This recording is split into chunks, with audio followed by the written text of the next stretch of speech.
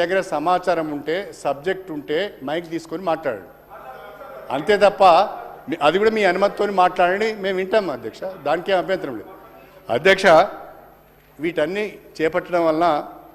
1,35,00,000 ఎకరాలకు సాగునీరు ఇచ్చినాం బ్రహ్మాండంగా పంటల విస్తీర్ణం పెరిగింది పంటల దిగుబడి కూడా పెరిగింది అయితే ఒకే ఒక్క పాయింట్ మేడిగడ్డకు సంబంధించి కాళేశ్వరం ప్రాజెక్టులో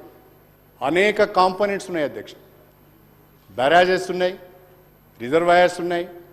పంప్ హౌసెస్ ఉన్నాయి కెనాల్స్ ఉన్నాయి సబ్ స్టేషన్స్ ఉన్నాయి దాంట్లో ఒక కాంపోనెంట్ మేడిగడ్డ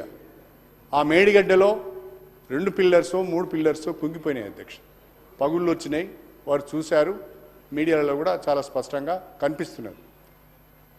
దానిపైన మీరు సమగ్రమైన విచారణ జరిపించండి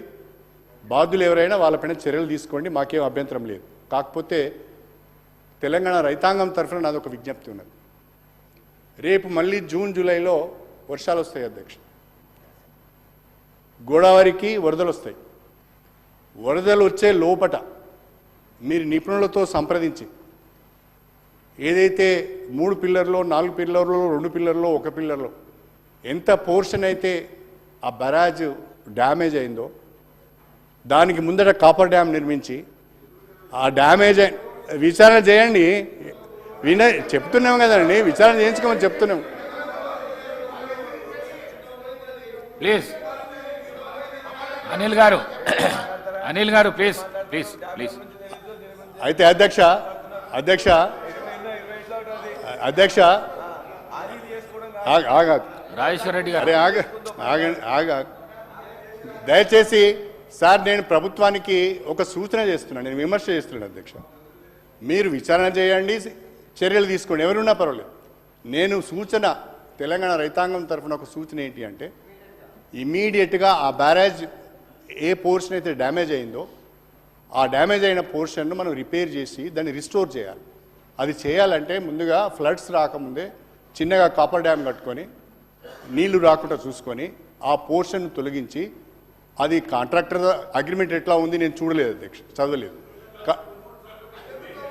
కాబట్టి వెంటనే ప్లీజ్ ఏంటండి ప్లీజ్ కాబట్టి అధ్యక్ష ప్రభుత్వాన్ని నేను కోరుతున్నా తక్షణమే ఆ మేడిగడ్డ బ్యారేజ్ను రిపేర్ చేయాలి రిస్టోర్ చేయాలి లేకుంటే రైతులకు సాగునీరు అందించాలి లేకుంటే వరదలు వచ్చిన తర్వాత ఇంకా తీవ్రమైన ప్రమాదం జరుగుతుంది దయచేసి దాన్ని